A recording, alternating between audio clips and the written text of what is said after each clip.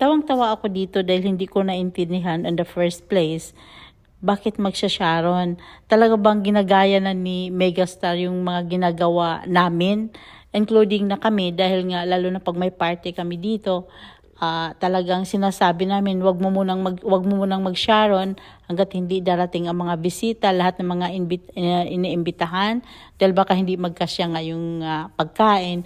So wag mo munang mag-Sharon. So akala ko ito naman ay ganun nga, hindi pala.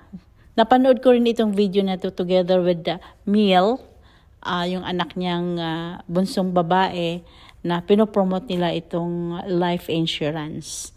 At ito nga ang mga tips ni Sharon Cunita kung bakit kailangan nating magkaroon ng life insurance.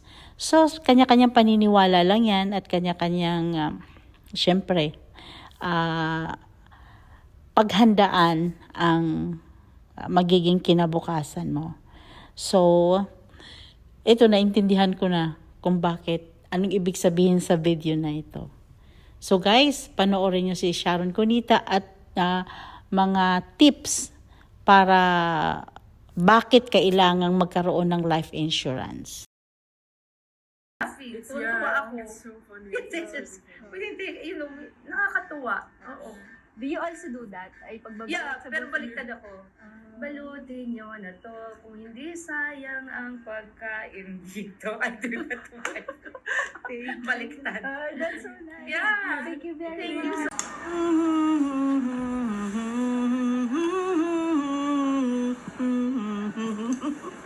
Sis, ang daming nasasayang. Alam mo yung pagsasharon, parang pagtatabi lang din yan ng savings for the future. Dapat secure ang lalagyan mo. Etong sa'yo. Miss Shawi, wag po! Ang OA naman ito. Papakita ko lang sa'yo yung lalagyan ko.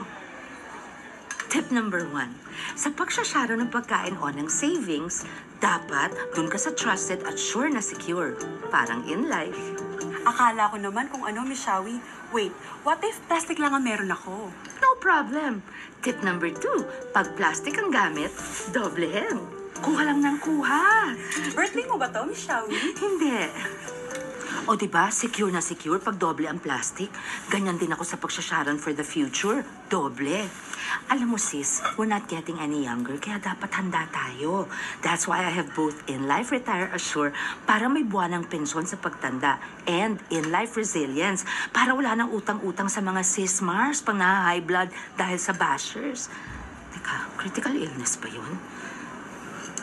Wait lang, Miss Shawi. Binibentahan mo ba ako ng insurance? Obvious ba? Tip number 3. Kumuha ng in-life insurance. Hala, totoo ba, Miss Shawi? Joke lang. Wala na akong maisip na ibang tip eh. Pero kukuha ka na ba ng insurance o palagi ka na lang nag-aabang sa handaan?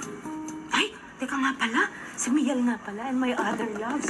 Naku sis, huwag mo kalilimutan ng kids ha. Dapat, bagets pa lang sila. As early as that, alam na rin nila ang importance ng pagsasharon for the future.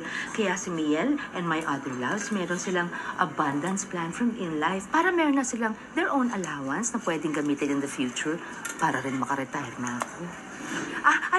Pagsasharon ko na rin ba for the future? Game na, Miss Shawi. Ay, naku! Isa ka ng certified Sharon yan. Oh, may In Life financial advisor na magpi-PM sa'yo, ha? Ay, may iba pa, Miss Shawi. Akala ko ikaw na magpaprocess nito.